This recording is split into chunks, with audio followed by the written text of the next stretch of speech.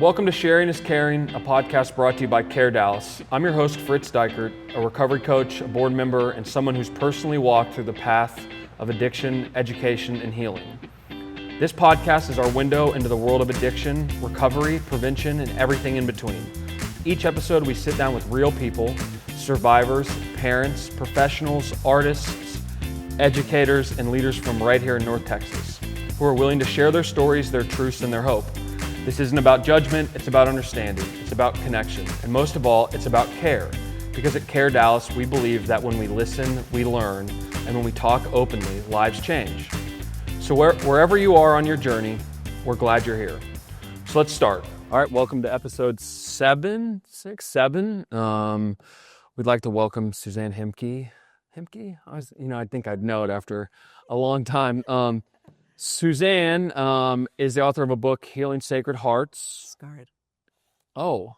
Yeah, it's fine. That's like my That's okay. Healing Scarred Hearts. That's good. Yeah. Family Story of Addiction, Loss, and Finding Light. Yeah. You wrote it 2018, came out? Yeah. Did. Okay. It seems like it's not that long ago, but it is. No, it doesn't, right. Yeah. A little wrinkle to this is that I grew up with Suzanne's oldest son, Hayden. We were quite good friends. Yeah. We knew each other before we started maybe using, and then after, obviously, through it. Yes. He was kind of part of we had like probably a group of 5 friends, but there was really 3 of us, Hayden, me, here, and I. And I think that's, the book is about Hayden. Hayden passed away 11 years ago. Correct. Yeah. Yeah. I don't know if we've seen each other since, but I went to treatment 11 years ago. I went on June 23rd. That's right, but it's June 24th. And I remember when I was there, it was like, I think within the first month, groups were over, I was done for the day. And my therapist came up to me and said, "Hey, Fritz, your mom's on the phone. We need to talk." And I'd experienced a lot of death the last year. I knew that call, right? Yeah. And it was like a tech that told me, "You need to go talk to Kate, Dr. Kate. Your mom's on the phone." And, I wasn't in any trouble. It wasn't family session. It was after. And I said, "I'm not going." And they said, "No, you have to." I said, "Who died?" And they just said, "You got to go see Kate." And my mom had told me that Hayden had passed. Yeah. And it was probably one of the bigger blessings that I wasn't out, that I was in a safe place, because Hayden and I had kind of fallen out of touch for a while. I'd seen him a couple times, but we had kind of gone 2 different when y'all moved. But I think, if I'd been on the outside, that would have been, Mackenzie died a year before. Richard Durrett died right before I went to treatment. He was a writer for ESPN, that was the week I was supposed to go to treatment, and then Hayden. And so you wrote this book, right? And it's from, give us a synopsis. Oh, goodness. The synopsis of the book is just to kind of let families know from kind of start to the end when we lost Hayden, like, what did our family look like? Right.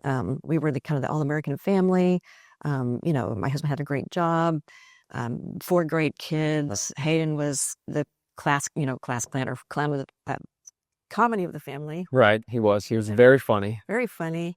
And so the book just kind of takes the reader through the beginning of when Hayden was born, and then when the rest of the kids came along, and the dynamics of the family, and everything that we were kind of, going through, enjoying life, and then the crisis that started with Hayden using, and how we ended up selling one house and moving to another, thinking we could flee drugs. Geographical change. Yeah, geographical change. And y'all moved up north. We did. Yeah. Trying to just get away from it all. And, we knew he was struggling a bit, and we were sort of told not to bring him home. That was by his first facility that he went to. And we were just like, "What? This is our kid. We're going to bring him home." And they said, "Well, you're going to, whatever." So we brought him home. One thing led to another. He continues to use drugs and find drugs, and in and out of rehabs, in and out of just different substances he was using. And then just, eventually it just took his life. And I was thinking about the dynamic of this, which, some of my questions I'm going to ask, because I'll be interested to hear, but it seemed like for a while we were all, this was freshman year through, I guess, when did y'all leave? Junior year, senior year? It was between sophomore and junior year, around junior year. Yeah, I guess it was when I went to treatment. Yeah. One of the first times. And it seemed like Hayden always had, me here had this thing with his parents where, he's a first generation American. I don't think their English wasn't the greatest. He kind of got away with more just by virtue of they American culture, and they weren't enmeshed in it. They weren't friends with people at the school. And I was always in trouble. Like I was grounded, car taken away, arrested, IOPs, therapy. I was always a mess. And it seemed like Hayden was maybe the last one to kind of keep skirting by with y'all, right? Like, we never really got high at y'all's house unless y'all weren't there. Like, we never were around y'all to get caught. In my house, we were there, we got caught, or we would leave, but they would know it had gone down. And so when did y'all, I'll be interested to hear what you say. Sure. When did y'all know something was going on worse than just we were getting in trouble? Like, worse than he's just a high schooler, he's drinking, it's not right, but it wasn't to where, because we were pretty far along early into high school, right? I mean, our group of people, I remember going into freshman year, what we were doing. Right. When did y'all kind of...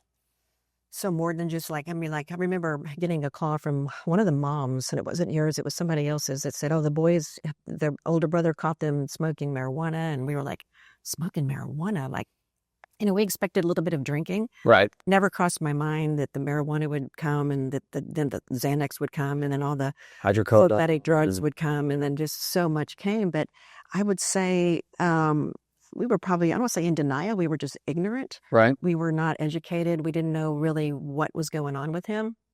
And I would have to say probably not until we moved, because he went to his first rehab. Oh, wow. We knew he was using. Right, but not... know how sick he was. Now, I had taken him to a counselor who said, he might be struggling with some borderline personality disorder. Okay. Because, Hayden loved to dress up like he wasn't Hayden. He wanted to be somebody else. Yeah. And so he kind of got a little bit diagnosed with that.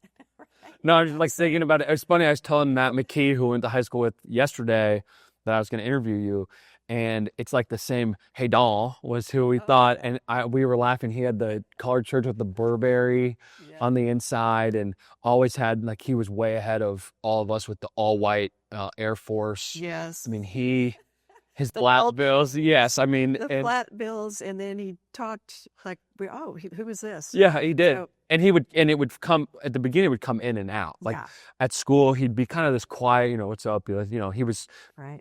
And then we'd get going after school, and he'd hit this peak, and he would just go to a different level. It was the energy. It wasn't necessarily that he was the most inebriated. He just would hit this energy. Yeah. So let me back up then. Before we moved, that kind of brings me back home a little bit to what we were talking about earlier, but 9th grade. Okay. 9th to 10th. Let's talk 9th grade. He began doing some things, and he would blurt out things in class and get in trouble for it. The things that he just shouldn't say. There's just things you don't say to teachers, and he would just want to be the comic and be funny.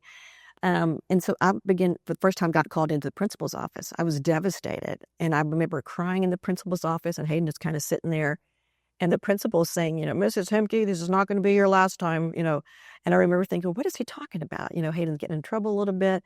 And then it just went from there. And then Hayden began leaving school. And we'd go to the alley on the south side of the high school. So I always talk about how, our group of friends, you could call it 6 of us. And on the paper, we probably were all the same, right? Amount of drugs, what drugs we tried.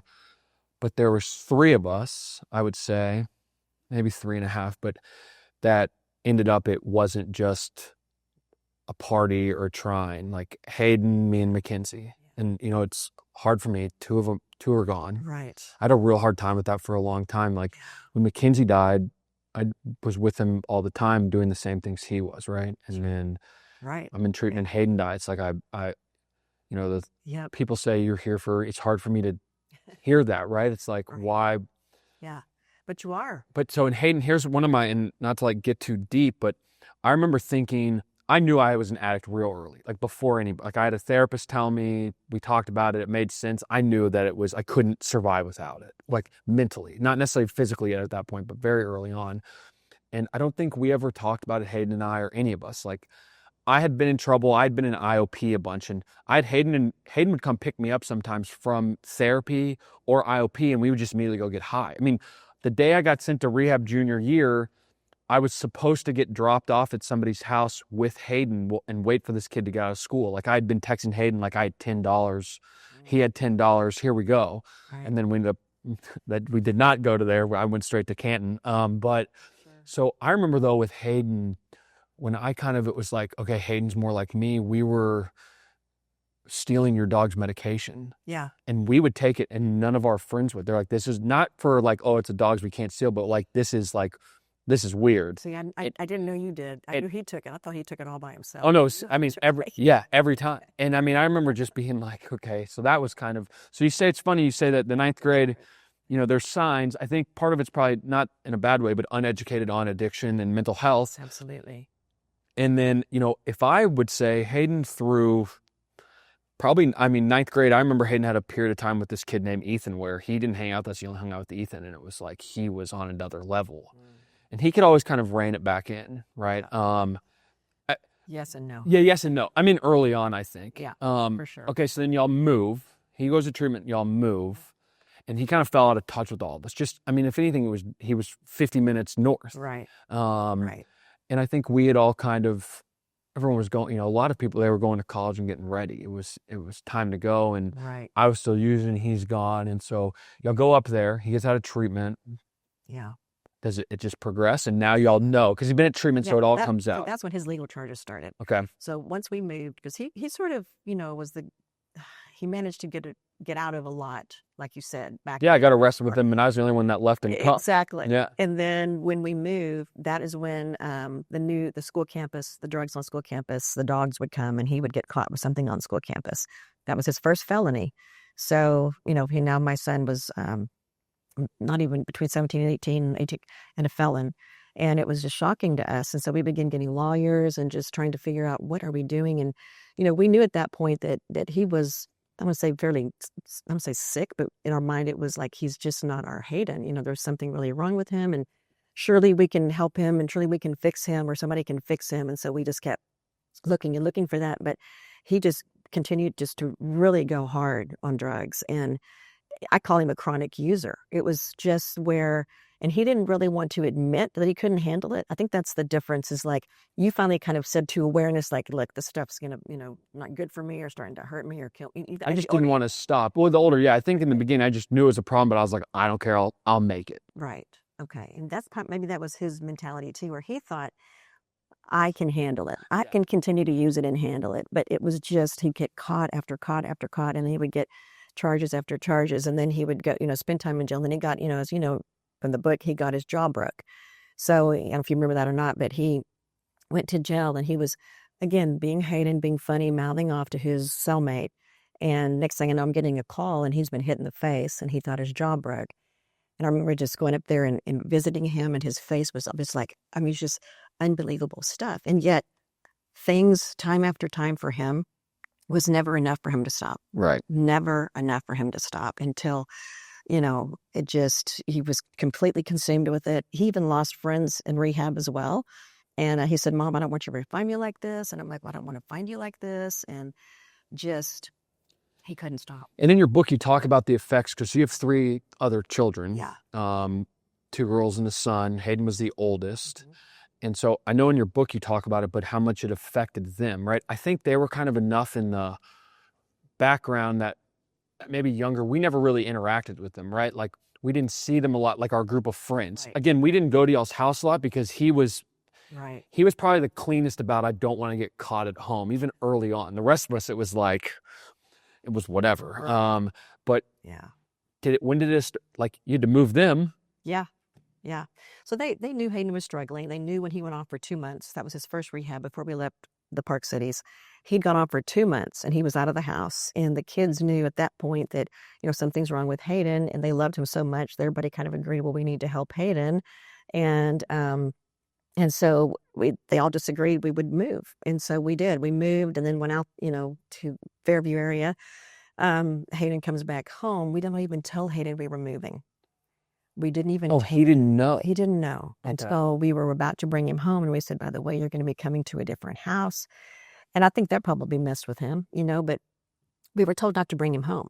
We're like, well, if we're not going to bring him here, and we'll just bring him to this home. Yeah. And then we'll all get him. New friends, new school, new environment. That's what, we'll just get him out here and get him away from everything. And it's a great area. And I had someone on a couple episodes ago, and something happened. They were in Arkansas, and her family picked up from Arkansas and moved to Argentina. Oh, okay. Yeah. And she had a good point, though. She said, my parents thought they were packing up and leaving the problems behind, but they didn't know they were packing the problem. Yeah. Right. And again, it was, True. I think it's again, not uneducated, just not the knowledge of not knowing about addiction. Because why would you know about it? Y'all didn't have it in your family. You and your husband both were, good job. You guys had this, like you said, great life. Right. So, because movie comes home. I remember coming up there a few times. He was trying to make music. Yes. And I do remember we all were wondering what he'd be like after. And I remember he had just kind of picked back. It was kind of the same. Yeah. Almost, if anything, he was a little harder. Yeah. Because, I would say that I don't want to say late bloomer, it's so dumb, but he wasn't, at the beginning when we all started, he was very cautious. Yeah. He kind of stepped into each step as we changed drugs. He was there, but, right. I wasn't scared. We just kind of went, and he kind of tampered. But I remember getting back, and we went out to y'all's house, and I thought, okay, he is full blown. Also, I had been to treatment, nobody else had within our group, and he had just gotten back. And I remember it was like, you go to treatment and people either get scared and they stop using for a while, they figure it out, or they learn more. Right.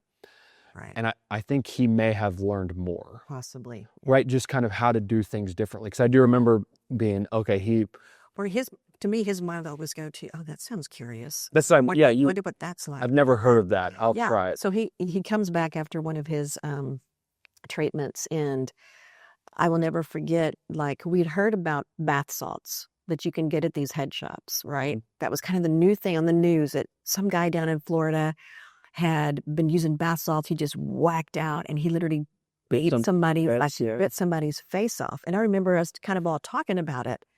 And I was just like, this is awful. And he's like, oh, that's horrible. We were all discussing the awfulness of it. And I mean, it wasn't 3 weeks later that he had gone into this head shop to get like some, just, something less harmful. Spice or K2. And decided to try the bath salts, which, basically people know what bath salts are, but you can either, ingest them, or you can melt them and snort them, or whatever. And they go straight to the brain. And he almost died. I mean, like, he was in intensive care for about a day and a half.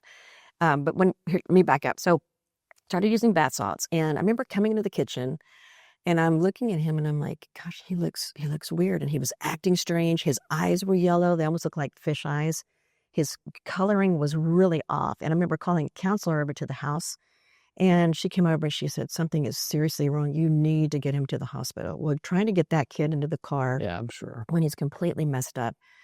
And my husband actually was traveling. So I was there with the kids by myself. So I, did what I needed to do with the other kids. And I am coaxing Hayden to just kindly talking to him, trying to make sense while he's getting in the car with me. Eventually he gets in the car. And then he just goes bananas. He is on the floor telling me that the cops are going to effing, get us. And he's got he's holding a gun. And I'm just like, he is crazy. He's lost his mind. Sure enough, he'd been trying bath salts. He had eaten holes basically in his brain from this bath salts. And I just thought, what is happening? And was this, what are we doing? How old is he at this point? Is he still in high school? He had barely graduated. Gotten out. Okay, yeah. He was probably 20. So at this point, and I talk about this with work, it's, parents, what do you do? Right? When you don't know anything, you Google, you get online, you're going to hear a million things. You're going to get conned by treatment centers that offer certain things that you don't know where to go. Mm-hmm.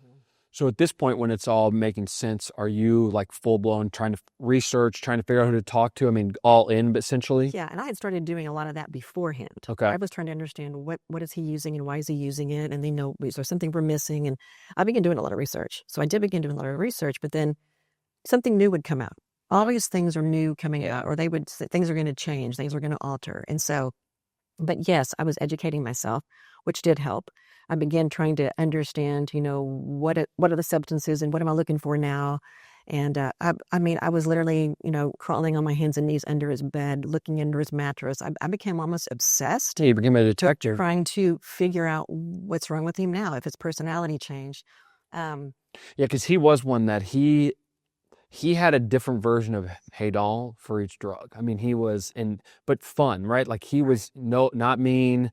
He'd get a little hostile, but it was like almost like he just was like decombusting internally and coming out. But when you're, that was some of my best times. And Sure. it sucks to look at it though, because I know. Yeah. I did have a good time in high school for the most part. I was a full-blown addict. I think we kind of all were, but looking back on it, it's like, yeah, it was fun, but at what cost? Okay, so the bath salts, how many times did he go to treatment? 4. 4. And then that's because the heroin had started before his last treatment. So the heroin is what pretty much, once I found needles in his room, is again, I was going through his room and his room was becoming just not him. He was punching holes in the walls. I mean, things were still just happening very strangely. And I remember the first time I found the needles in his drawer, and I knew. I mean, I knew by that time. I knew it was heroin.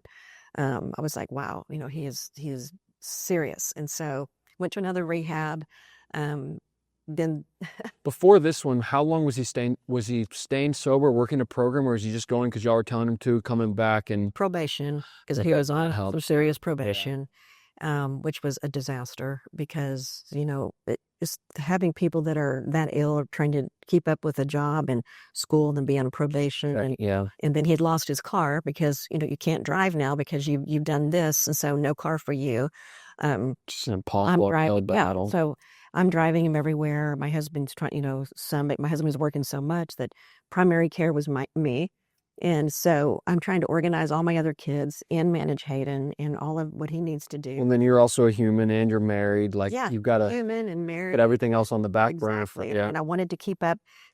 One thing I will say I did was I never lost myself. I wanted to make sure that, for some reason, I think I was reading stuff that said, stay healthy, stay healthy. If you can't take care of anybody else, take care of yourself. Right. So I was making sure I was still exercising. I was running. I was trying to play tennis still, trying to squeeze things in for myself. My husband and I were still trying to do date nights. Right. Just because we knew we needed to stay healthy for the family. And so that was extremely important. And I talk about a lot in the book about that, which I still am very advocate for that today, is like, don't lose yourself. Yeah, you can't. I mean, in crisis. That's the biggest thing I see is, a lot of times, I like that you said the date night thing. Like, I think, of course, how, it's like the cliche, how can you believe someone loves you if you don't love yourself? How can you be healthy for someone if you're not healthy for yourself? But the thing that I see a lot is spouses go at odds, right? Yeah. One of the, let's say mom's beat down and dad wants to stick to a plan, so mom gives in, and then dad's mad at mom for giving in, or vice versa, right? Dad doesn't care, mom's like, there's a problem here, and then they start to fight. And I'll sit down with these families and the parents are actively arguing in front of me when I'm just asking questions about how can I help. And, I'm like, have you all done therapy or done any, when's the last time you've gone on a date night? Because, well, it's what we want as addicts. It's good when mom and dad are at odds. Right. Because usually the parent that's laxed wins because they start battling, just like, okay, leave. So I think that's cool that you said that and that you were able to do that. And I think something that's important is, and I do have people that call me now and I talk to various people. I mean, I don't counsel, obviously, but I have advice. Of course. Is my husband and I, in the beginning, we both looked at each other and agreed, we don't know what we're doing. Right. And when you put yourself at this level, like we both don't know what we're doing and one's not trying to, we wanted to just kind of get through this together. That was established early on, that we wanted to, help our family and work through this together and figure things out. And so there was days, of course, that I would throw out an idea and he didn't, whatever. We were just sort of way in it enough to go, okay, we're not sure. So we were both doing research. They'll work together as a team. Yeah. And so that was extremely important. And we will celebrate our 40th anniversary next July. Oh, wow. Congrats. So we got a long time. That's awesome. Sweethearts and been through a lot. Yeah. Okay. So Hayden, that heroin takes over, and I don't know if you've listened or watched the podcast. I think you should go watch. His name's Gilbert Freeman.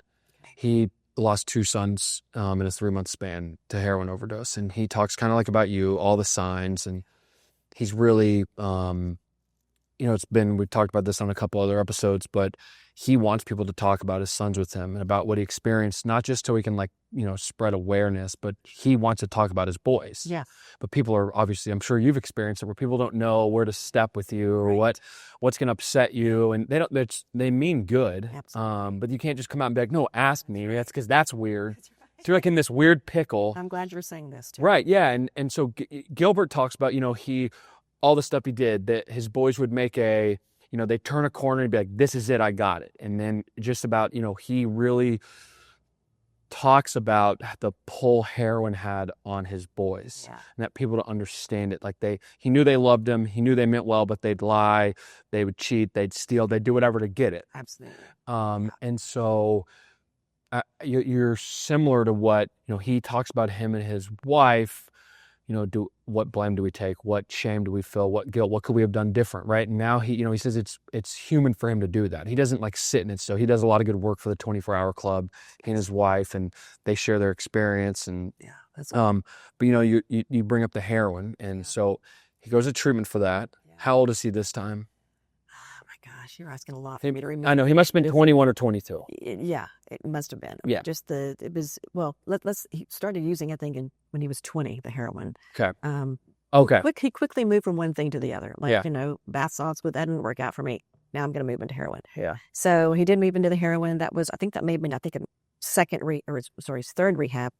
And then he had to go to a fourth rehab for heroin as well. But it literally consumed him. And I would sometimes say, Hayden explained to me, what does it make you feel? Like, I just wanted to know, like, what are you feeling? And he'd be like, it's just like, I don't want to go get it, but I just put my foot on the gas and I'm just gone. Or it's like, I think somebody described it to me. It's like when you're so dehydrated and you're crawling and you're dehydrated and you're thirsty and your body needs water. For him, that's how heroin was. It was just that crave for that heroin, or that feeling, I guess, that he would get. And yet he would be ill after that, and it was just, but then it was just a vicious cycle. Yeah. And then I would walk in every now and then, and one time he goes, I just passed out and I was laying under my toilet, and it's just the most bizarre things would just, occur. And so we ended up sending off to his fourth rehab, the longest one, thinking this has got to be the one. There's Gilbert's turn that corner, okay? Yeah. This has got to be the one. And then he gets clean, and he's clean for a long time. And we're like, oh, our Hayden's back, and we had family visitation. And by that time, he knew what a mess he had been. Yeah. And he wanted to talk with all the kids and apologize for not being the big brother. And so he did all of that. He did I'm going to say somewhat of the healing part for the family, which was important to be able to tell us all that. And then just... he gets out, and of course, he's still on probation.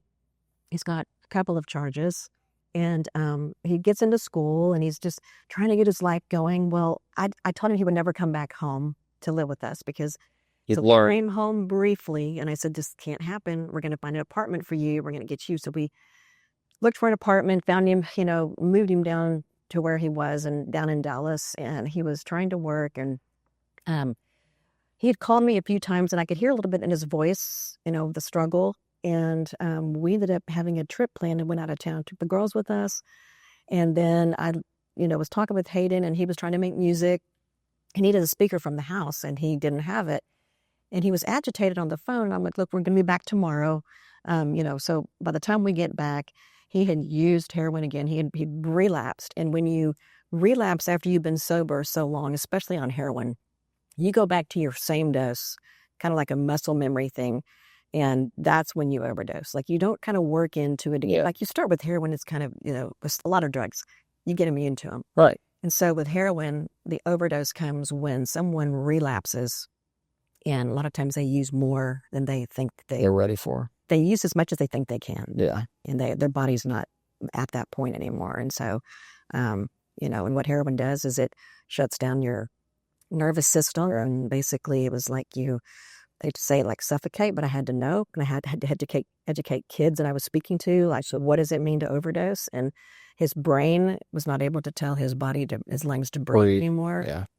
And that's, he passed away. Yeah. He passed away. I had to know, what was it like to overdose? That may sound horrible.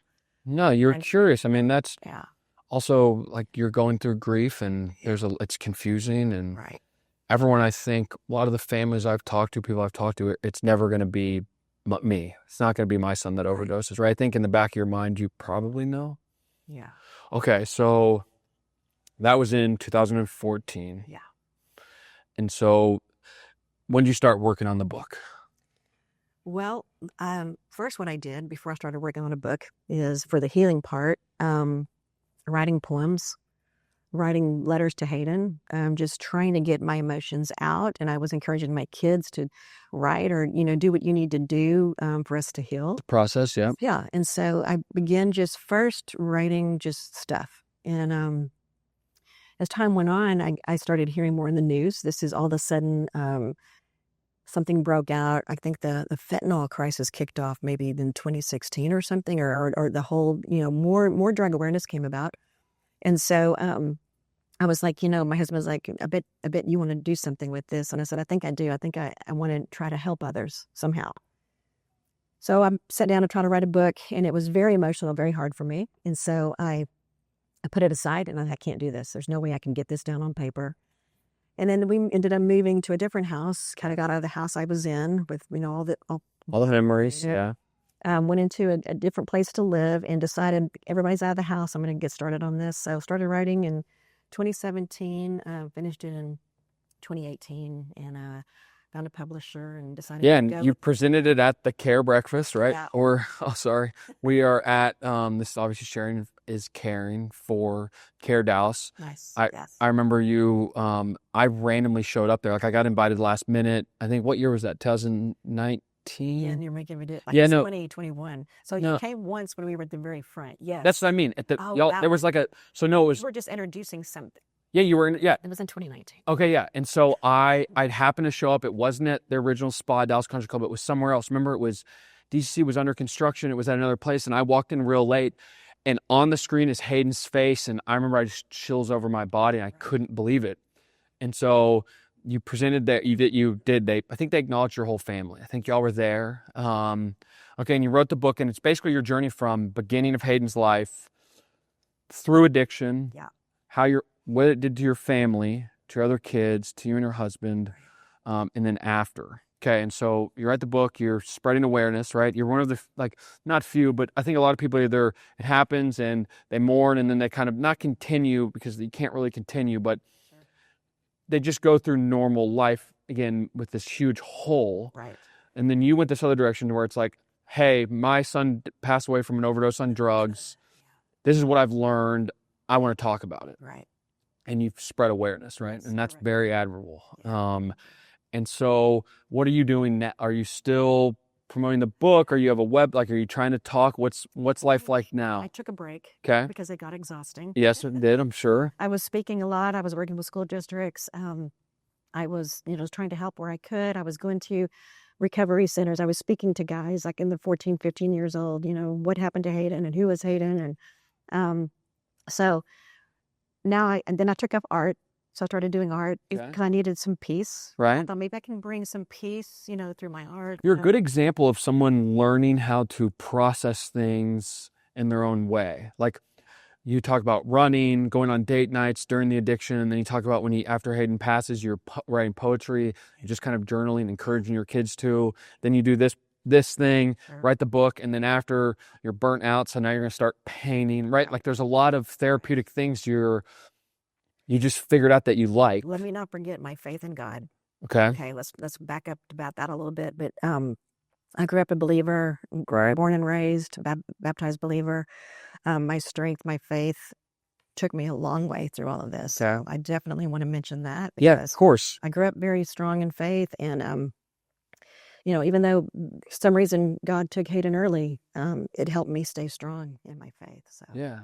That's awesome. Yeah. So you, But yes, but everything. well, yeah, just like a lot of people, they don't know what you didn't shut down, I guess I would say, or you didn't go to unhealthy behaviors, right? That's another thing that happens a lot. Right. So you start painting, and then Yeah. have you gotten like the bug again? Design. I've always done interior design. Okay. Just for fun. I mean, and then we've done, our husband and I built houses. We remodeled houses. Right now we're doing a house in Preston Hollow. I've done Cool. past 2 years. I've been doing totally interior design. I love to do that. It's a huge passion of mine. Right. So I'm doing that now, and I love it. Well, cool. Yeah. Okay, I've been asking all my people, my guests, this question is, if you could do anything to help with the mental health and addiction crisis going on, you're the kingmaker, the queen. You can do whatever you want. What would you do? What would be your one thing that you wish people would do, or something would change? Okay, like just anything. Like my answer is, I wish everyone would go next door, knock on the door, and tell their neighbors about what they've gone through. Sure. Whether it's mental health, addiction. I can tell you something I think that is important is to celebrate those that are in recovery. Okay. To have a better attitude towards people who are struggling with something. And even though it's tough, if you're the one living within that house, it's tough. But just to celebrate our community of people in sobriety, and to support not drinking and not doing drugs and not, it's hard. To me, alcohol is probably the hardest because it's so out there. Yeah, it's everywhere. It's everywhere. And so when, a lot of times when you hear somebody like, oh, you're not drinking, it's like, oh, we're surprised. And it shouldn't be that way. Like, we should be supporting anybody because that's what they need to do. That's what they need to do. So support those in sobriety, and let your family, let people in sobriety help us understand. Okay, I like that. We had Robin Bagwell on, and she said when she first, in the beginning, when she got sober, she had told her kids were young that she'd stop drinking. And she went to like a happy hour something with the school parents. And they went to a Mexican restaurant, and they were like, what are you going to have to drink? She said, water. And they said, you're not going to have a margarita? And she said, no. And they said, come on, have a margarita. It's just one margarita. And she said, I told my kids I wasn't going to drink today. Yeah. But again, it's like you said, and I don't think those people aren't peer pressuring. They're not bullying. It's just kind of part of, what do you mean you're not going to have a margarita? Right. Okay, I like that. Yeah. Okay, where can we get the book? It's on Amazon. Yeah. It's on Healing Scarred Hearts. on my website. I've got a website. It's on the back of that book. But, Okay. So, yeah. Ever thought about writing another one? Sometimes I do. Yeah. Sometimes I do. It's more motivational to help people to help somebody like me that's going through a crisis like this. Right. Sometimes I do think about that. But Yeah. I've not started it, but it's always right here. So. Okay. Well, maybe that's, finished. You get tired of doing interior design, and then, okay. Yeah. Suzanne, thank you so much. Thank you. It's been so good to sit here in front of you. I know it's been awesome. We can keep going. And I think I was thinking about how wild it would be to hear your perspective of when you thought versus when I thought. Right. But thank you, You Suzanne. did a lot earlier than I did. But I did. Well, I was walking right by him. So thank you, Suzanne. Go check out Healing Scarred Hearts on Amazon or her website. I want to thank Caitlin and Jan and Peter, Junior and Haley, our support dog Rigsby. And again, thank you for coming on. We really appreciate it. Thanks for having me. Yeah.